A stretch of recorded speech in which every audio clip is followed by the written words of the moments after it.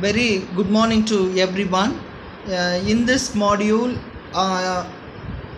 under this presentation, I am going to discuss about Bellman-Ford algorithm. Bellman-Ford algorithm is mainly used to identify shortest route for all the vertices in a given graph. It is also shortest path. Then there may be a confusion that already we discussed about also shortest path in a Dijkstra algorithm. Yes, but Dijkstra algorithm will work out for positive edges, whereas Bellman-Ford algorithm will work out for negative edges also. It will work out for both positive as well as negative edges. So this is the better compared with Dijkstra's algorithm. And the main important thing is Bellman-Ford algorithm will not work out for a graph which has cycle. If any graph has a cycle, then this Bellman-Ford algorithm will not work out. So now let us discuss, if a graph G is equal to collection of vertices and edges which contains a negative weight cycle, then some shortest path may not exist. Yes, but in Bellman-Ford algorithm we can find all the shortest path length from source S to V. S means the source S belongs to capital V, which means that S is one kind of a vertex. To all, small v belongs to capital V means all other vertices in the given graph, which determines that a negative weight cycle exists. Now, for this graph, I have to find out the shortest route, but I must have to visit all the vertices in the given graph. So, I have to make a group, that is A to B, B to C, A to C, B to D, D to B, B to E, E to D. Likewise, because the given graph is directed and weighted graph. So I have to apply the relaxation method to identify the shortest route. When I applying the relaxation method, before that and all, I should have to decide how many number of vertices are there in this graph. A, B, C, D, E. 5 vertices are there. So we have to apply the relaxation method 4 times. If 4 vertices are there, then we have to apply the relaxation 3 times. Likewise, if n vertices are there, then we have to apply the relaxation for n minus 1 time.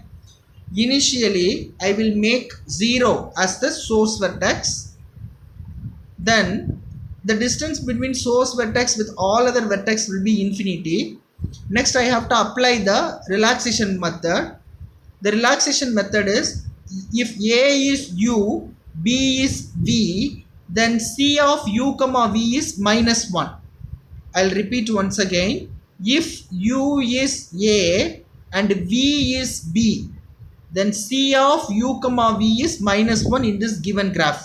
So the relaxation method states that if D of U plus C of U comma V less than D of V, then D of V is equal to C of U comma V plus